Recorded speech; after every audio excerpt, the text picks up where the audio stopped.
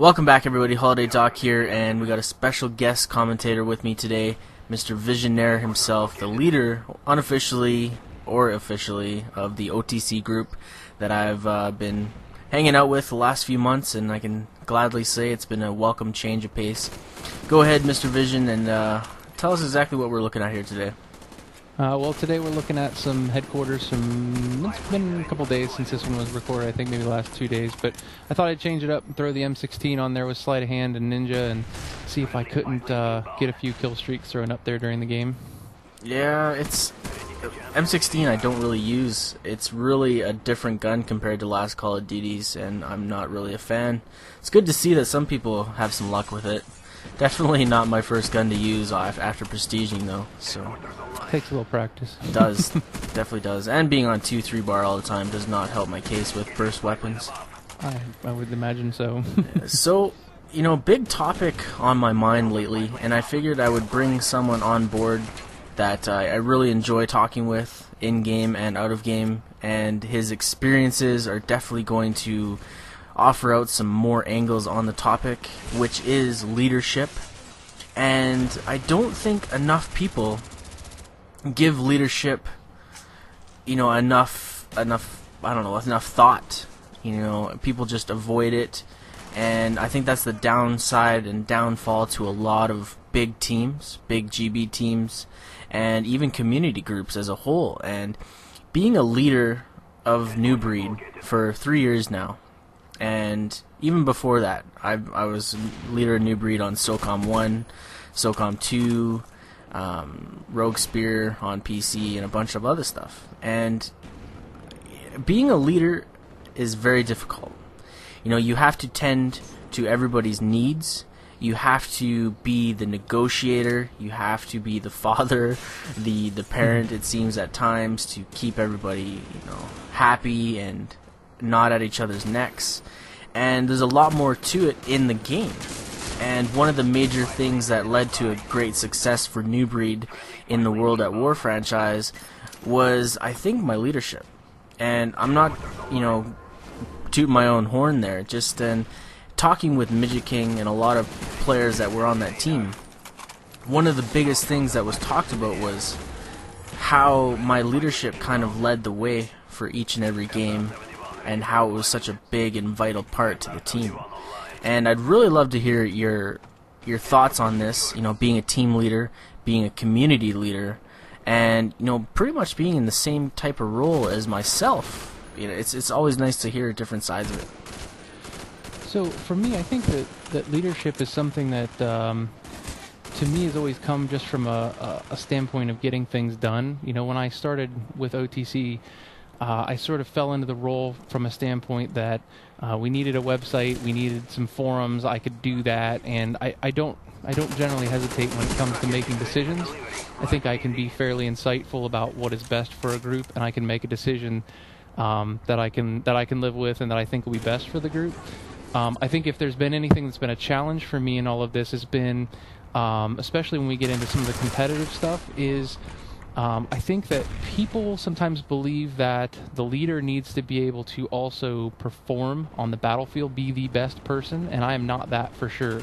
So that's something that I personally have struggled with and had to get over, is that I know that no matter where I am and what gameplay, even if it's pubs, I mean, this gameplay is a you know, a needle in a haystack for me. I don't have tons of games where I go 60-2, 70-5, anything crazy like you might have or other people might have. But for me, I do feel confident in the decisions that I make, and I think that I make the decisions that are best for our group, and then I stand by them, you know. And I think that that is something that a lot of people gloss over or miss, or they think that is unimportant, that you can just have a bunch of people and they'll just collectively come up with something. But I think I've found here, even amongst, you know, when we have a small group in GB or even in the OTC at large, that people want somebody to make a decision and to be the one to be held accountable for that decision. Exactly. On that point specifically, they need and want people to take over and tell them what to do, where to go. And I think that was one of my strong points, you know, being very methodical about how I play Call of Duty, and how I play the series in a whole, a lot of people have gravitated towards that style that I have and really enjoy being a part of it and really enjoy being involved with the whole, the competitive scene with myself. Mm-hmm. And, another thing that you kind of mentioned, you're not the best player. Well, nope. You may not be the best player, but playing is not the most important thing when it comes to leadership. As far from, in my mind, that you can get. You could have the best players on your team, but if they cannot get along and coordinate with each other during the game, that's not going to do anything. You could have a group of subpar players with a great leader that can organize the team, build strategies, and build, the necessary, everything a part of the gameplay that you're doing, and they will beat a group of unorganized, excellent players any day. Mm. And I would stake my reputation on that one right there, just because I've seen it time and time again. Being a competitive commentator, I get sent a ton of gameplay. And I see names pop up here and there of really good players that are just kind of in pickups or whatever, and they're not doing that well. And it just goes to show that leadership is kind of the glue that holds everything together. One other thing was, one of the major problems I had when we played in Modern Warfare 2 is when I left the reins and I let other people kind of take charge in games that I was not involved with, losses just started piling up. I don't know what it was. I was never able to kind of get any really recorded game footage from matches I wasn't played in, but it seemed like when I wasn't there, things really fell apart. I don't know if you've ever experienced anything like that, but what do you think?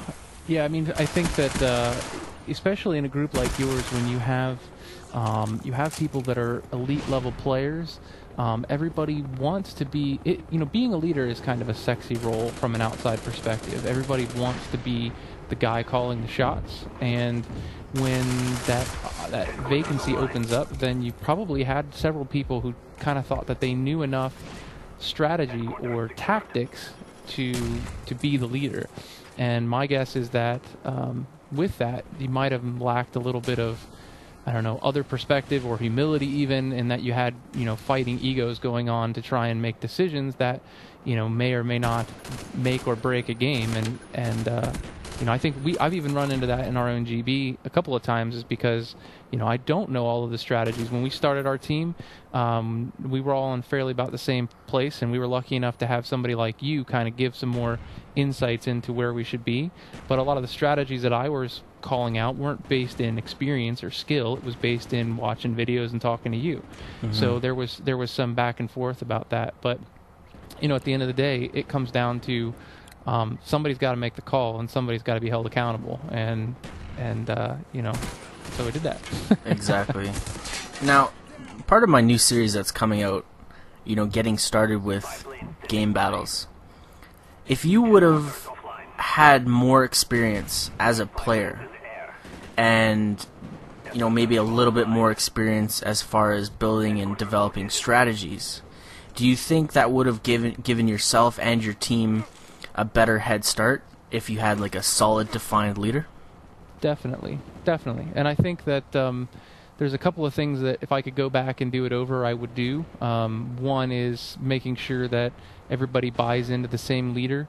I think that when we started our GB team, I wanted to sort of be a soldier in the army and not be the leader. It was more of a thing that Dirty Social had started the group, and I kind of invited some people in, and it wasn't clear.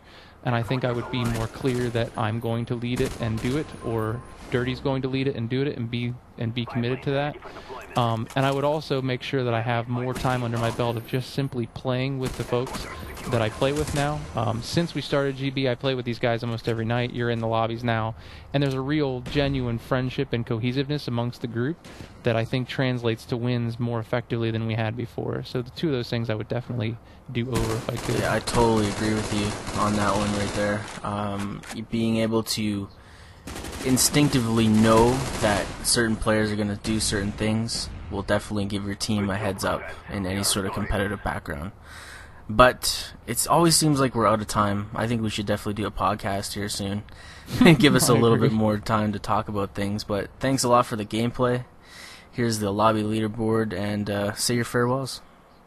Thanks, guys. I appreciate it, and thanks for watching me camp it up and get a couple of SR-71s. All right, guys, take care. I'm Holiday Doc, and I'm out. All right, take it easy.